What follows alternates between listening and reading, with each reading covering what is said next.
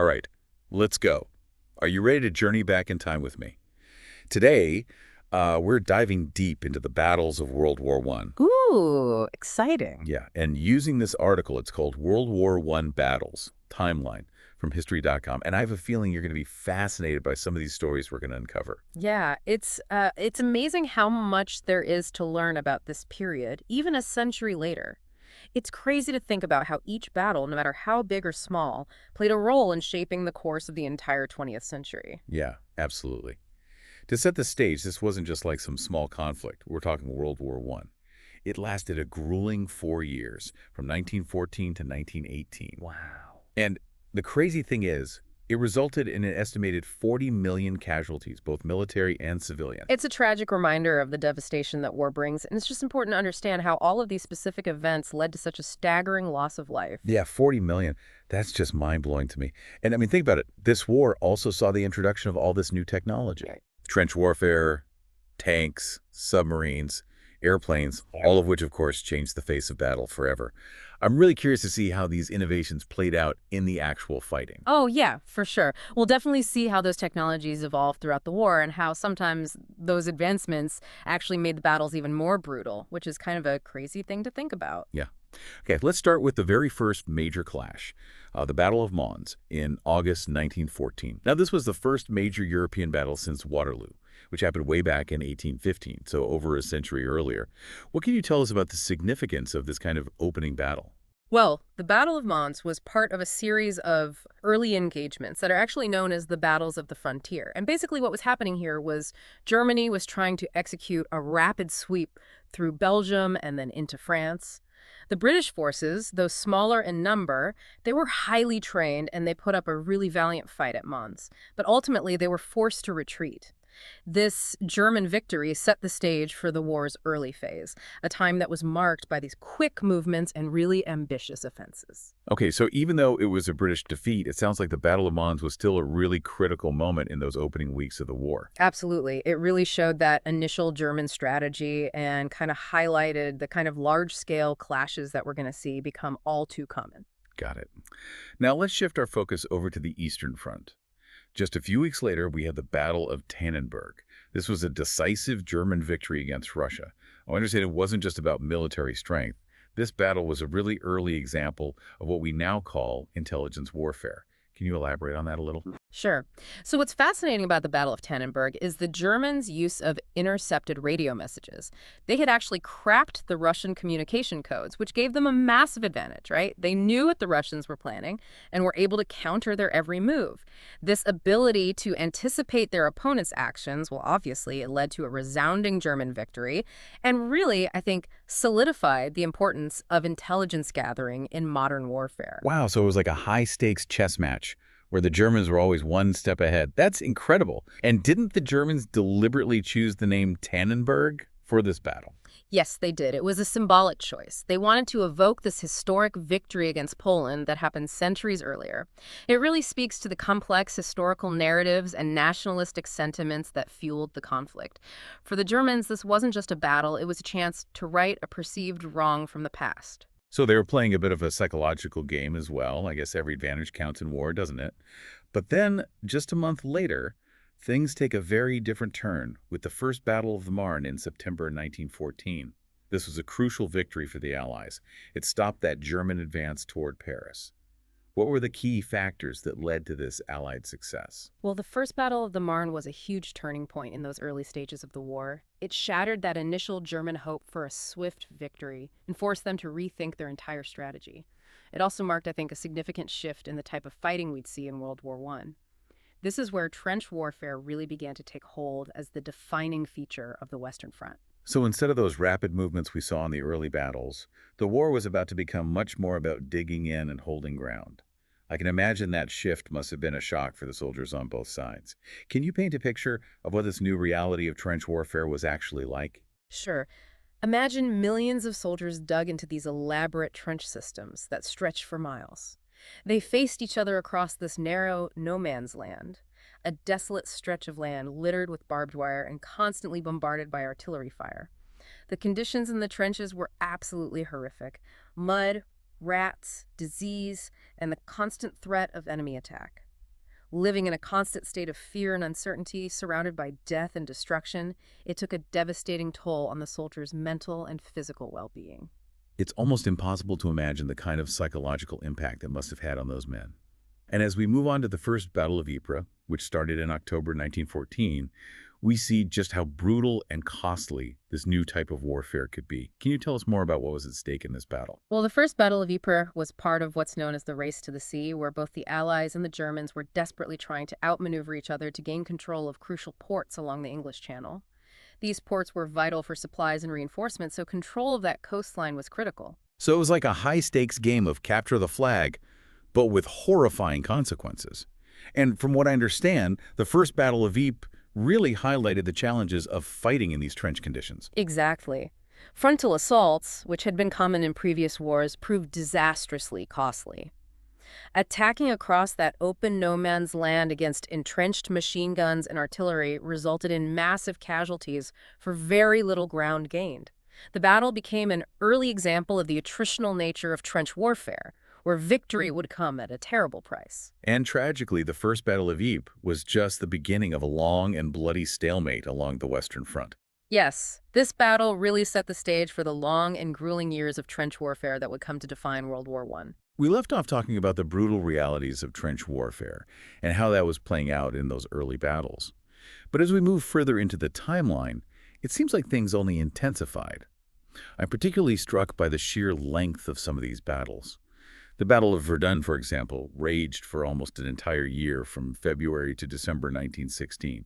What made this battle so different from the ones we've discussed so far? The Battle of Verdun was a war of attrition on a scale never seen before. Both the French and the Germans were determined to hold this strategically important fortress city, and they poured immense resources and manpower into the fight. It was brutal back and forth, with each side gaining and losing ground, but neither willing to yield. It sounds like Verdun became more than just a battle for territory. Yes, it took on a symbolic significance for both sides. The Germans believed that by attacking Verdun, a place of great historical importance for the French, they could inflict such heavy losses that it would break the French spirit and force them to negotiate for peace. But the French defenders held firm, earning the nickname Lions of Verdun. Was that purely a matter of military strategy, or were there other factors at play? Well, while strategic importance played a part, the French defense of Verdun was also fueled by a powerful sense of national pride and determination. They saw it as a fight for their very survival, a test of their will to resist the German invasion. And they endured relentless shelling, horrific living conditions, and staggering casualties to hold that line. It's incredibly inspiring, albeit heartbreaking, to think about the sacrifices made at Verdun. But the article also mentions that the Germans suffered heavy losses as well. So strategically, was it a victory for either side? The Battle of Verdun is considered a tactical victory for the French, as they ultimately repelled the German offensive and retained control of the city. However, the cost was immense for both sides. It's estimated that over 700,000 soldiers were killed or wounded during the 10 months of fighting, making it one of the bloodiest battles in human history. It's hard to even grasp the scale of that loss. And just a few months later, another devastating battle unfolds, the Battle of the Somme. This one is infamous for its staggering casualties, especially on the first day. What made the Somme so different from Verdun, and why was the first day so incredibly horrific? The Battle of the Somme was meant to be a decisive Allied offensive, a way to break through the German lines and relieve the pressure on the French at Verdun. The British in particular were eager to prove their strength and make a significant contribution to the war effort. But the planning and execution of the attack were flawed. In what way? Well, the week-long artillery bombardment that preceded the infantry assault failed to destroy the German defenses as effectively as planned. And when the British troops went over the top on July 1st, 1916, they were met with withering machine gun fire from well-prepared German positions. So the element of surprise was lost, and the British were essentially walking into a death trap. Essentially, yes. That first day of the Somme resulted in over 57,000 British casualties, making it the bloodiest day in British military history. The battle itself dragged on for months, with both sides suffering heavy losses, but ultimately the strategic gains were minimal. It's incredibly sobering to think about the human cost of these battles. We've been focused primarily on the land war, but I know World War I also saw significant naval engagements. Let's shift gears and talk about the Battle of Dogger Bank, which took place in January 1915. Why was this particular battle so significant? The Battle of Dogger Bank was a clash between the British and German fleets in the North Sea. While the battle itself wasn't a decisive victory for either side, it highlighted the growing importance of intelligence gathering in naval warfare. The British, using decoded German messages, were able to track and ambush the German fleet, inflicting significant damage. Ah, so just like at Tannenberg, where the Germans used intercepted messages to their advantage, here we see the British turning the tables with their own code-breaking skills. Exactly. Both sides were investing heavily in intelligence gathering and code breaking, recognizing that information could be just as powerful as any weapon.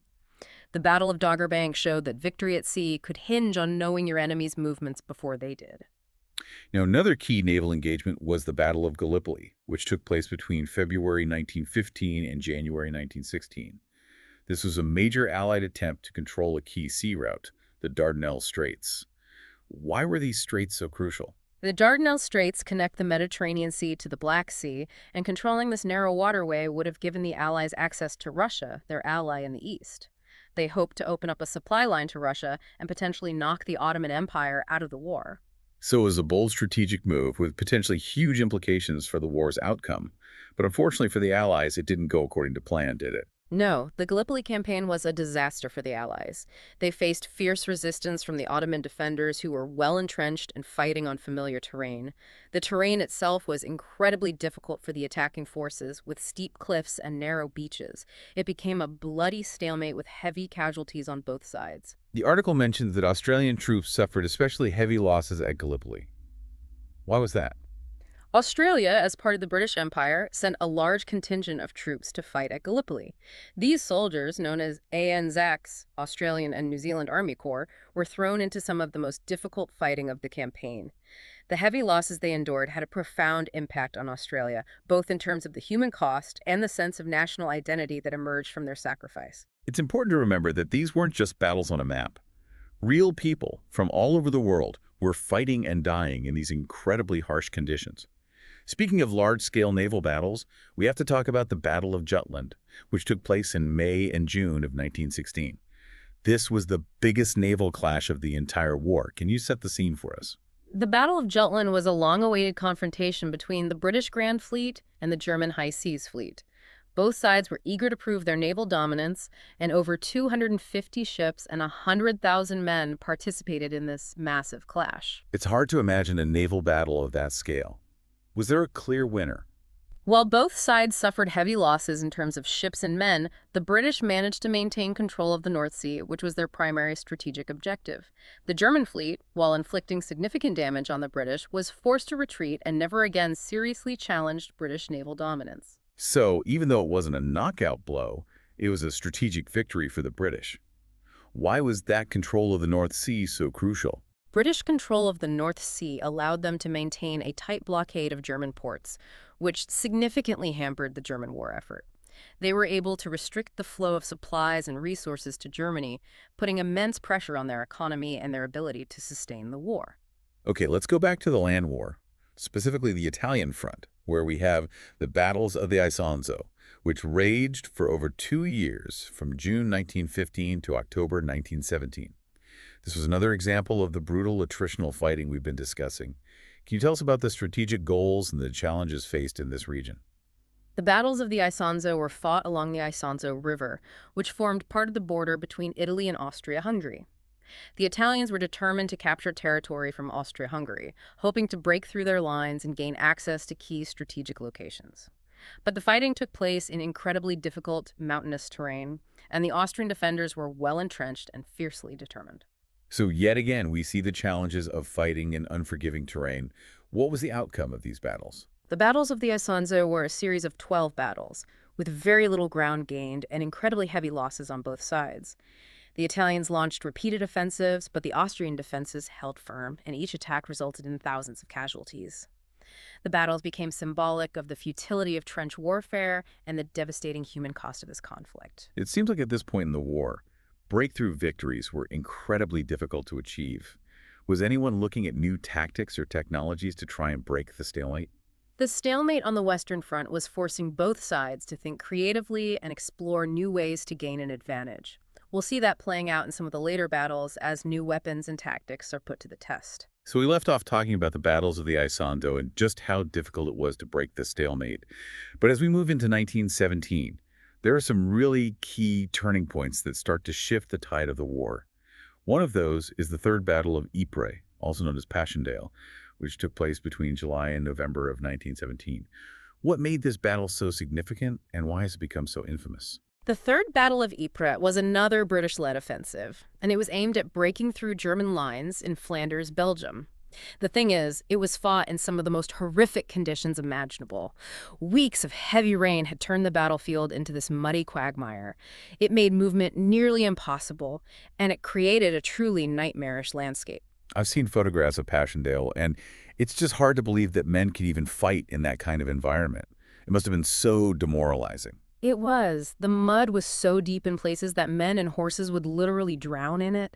The constant shelling churned up the ground, creating craters filled with water and mud. And the stench of rotting corpses, both human and animal, permeated the air. It was a truly hellish experience. And yet, despite these awful conditions, the battle raged on for months. What were the strategic objectives, and were they achieved? While the British hoped to capture a key ridge near the village of Passchendaele, they believed it would give them a tactical advantage and potentially lead to a breakthrough. But the German defenses were very strong, and the terrain made it nearly impossible to make any significant advances. So was it another one of those attritional battles with heavy casualties and minimal gains? Yes, very much so. The Third Battle of Ypres resulted in hundreds of thousands of casualties on both sides, with the British suffering the majority of the losses. And, well, the gains made were minimal. The battle is often cited as an example of the futility and brutality of trench warfare. It's hard to imagine the despair and disillusionment that must have set in after a battle like that. But amidst all this darkness, there were still moments of inspiration and courage. One such moment was the Battle of Vimy Ridge in April 1917, a significant victory for the Canadian Corps. What made this battle different, and why is it so important in Canadian history? The Battle of Vimy Ridge was a meticulously planned and executed assault on a heavily fortified German position. It had been considered nearly impregnable. The Canadians used innovative tactics, including the creeping barrage, which involved coordinating artillery fire with the advancing infantry. This allowed them to advance under the cover of their own artillery, which minimized their exposure to enemy fire. That creeping barrage sounds like a real game changer. Did other armies adopt that tactic as well? Yes, the creeping barrage proved to be highly effective, and it was quickly adopted by other armies fighting on the Western Front. It became a standard tactic in later battles, helping to reduce casualties and increase the effectiveness of infantry assaults. Back to Vimy, though. What was the significance of this victory for Canada? The Battle of Vimy Ridge was a defining moment for Canada as a nation. It was the first time that all four Canadian divisions fought together as a single unit. Their victory, against all odds, demonstrated their courage, skill, and determination. Vimy Ridge became a symbol of Canadian national unity and sacrifice, and it's still commemorated as a pivotal moment in their history. It's amazing how a single battle can have such a huge impact on a nation's identity. But unfortunately, the war wasn't over yet, and there were still many more challenges ahead. In October 1917, the Italians suffered a major defeat at the Battle's Caporetto. This one was later made famous by Hemingway's novel A Farewell to Arms. What led to this Italian collapse, and what were the consequences? The Battle of Caporetto was a disaster for the Italians. They were outmaneuvered and outgunned by a combined Austro-Hungarian and German force. This force used innovative infiltration tactics to break through the Italian lines. The Italian army suffered heavy casualties and was forced into a chaotic retreat. So it sounds like the Central Powers were innovating as well, not just the Allies. What impact did this defeat have on the Italian war effort? Well, the Battle of Caporetto was a major setback for Italy, both militarily and psychologically. It shook their confidence and raised questions about their ability to continue fighting effectively. The defeat led to political upheaval in Italy and forced them to rely even more heavily on their British and French allies for support. It seems like just when one side gained momentum, the other would counter with a new tactic or a surprise attack. It really was a constant back-and-forth struggle. Speaking of new tactics, the Battle of Cambrai, which took place in November and December of 1917, is notable for the first large-scale use of tanks. What was the thinking behind this strategy, and how did it play out? The Battle of Cambrai was a British offensive that aimed to use the element of surprise to break through German lines. The British deployed over 400 tanks, hoping to exploit the tanks' ability to cross trenches and overcome barbed wire entanglements. So this was really the first time that tanks were used in such a coordinated and massive way. Did it work? The initial attack at Cambrai was a success. The tanks, supported by infantry and artillery, advanced quickly and captured significant ground.